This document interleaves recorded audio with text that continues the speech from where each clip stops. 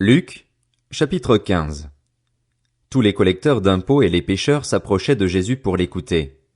Mais les pharisiens et les spécialistes de la loi murmuraient, disant, « Cet homme accueille des pécheurs et mange avec eux. » Alors il leur dit cette parabole, « Si l'un de vous a 100 brebis et qu'il en perd une, ne laisse-t-il pas les 99 autres dans le désert pour aller à la recherche de celle qui est perdue jusqu'à ce qu'il la retrouve?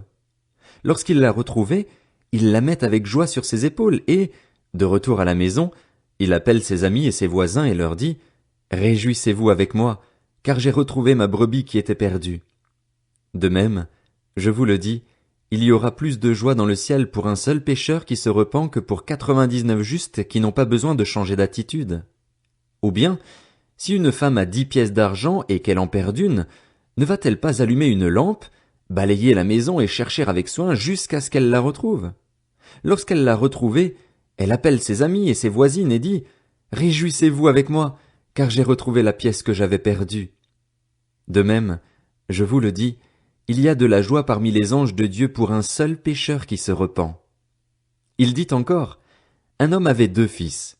Le plus jeune dit à son père, « Mon père, donne-moi la part de l'héritage qui doit me revenir. » Le père leur partagea alors ses biens. Peu de jours après, le plus jeune fils ramassa tout et partit pour un pays éloigné, où il gaspilla sa fortune en vivant dans la débauche. Alors qu'il avait tout dépensé, une importante famine survint dans ce pays et il commença à se trouver dans le besoin. Il alla se mettre au service d'un des habitants du pays, qu'il envoya dans ses champs garder les porcs. Il aurait bien voulu se nourrir des caroubes que mangeaient les porcs, mais personne ne lui en donnait. Il se mit à réfléchir et se dit, « Combien d'ouvriers chez mon père ont du pain en abondance et moi, ici, je meurs de faim. Je vais retourner vers mon père et je lui dirai, « Père, j'ai péché contre le ciel et contre toi, je ne suis plus digne d'être appelé ton fils, traite-moi comme l'un de tes ouvriers. » Il se leva et alla vers son père. Alors qu'il était encore loin, son père le vit et fut rempli de compassion, il courut se jeter à son cou et l'embrassa. Le fils lui dit, « Père, j'ai péché contre le ciel et contre toi, je ne suis plus digne d'être appelé ton fils. » Mais le père dit à ses serviteurs, « Apportez vite le plus beau vêtement et mettez-le lui. Passez-lui un anneau au doigt et mettez-lui des sandales aux pieds. Amenez le veau qu'on a engraissé et tuez-le. Mangeons et réjouissons-nous, car mon fils que voici était mort et il est revenu à la vie, il était perdu et il est retrouvé. » Et ils commencèrent à faire la fête. Or le fils aîné était dans les champs. Lorsqu'il revint et approcha de la maison, il entendit la musique et les danses.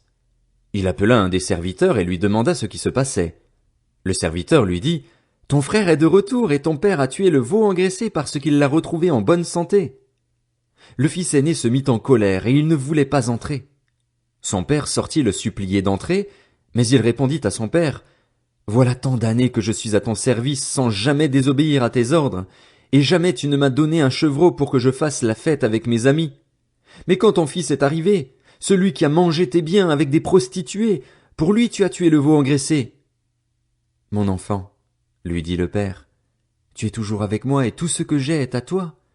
Mais il fallait bien faire la fête et nous réjouir, parce que ton frère que voici était mort et il est revenu à la vie, il était perdu et il est retrouvé. »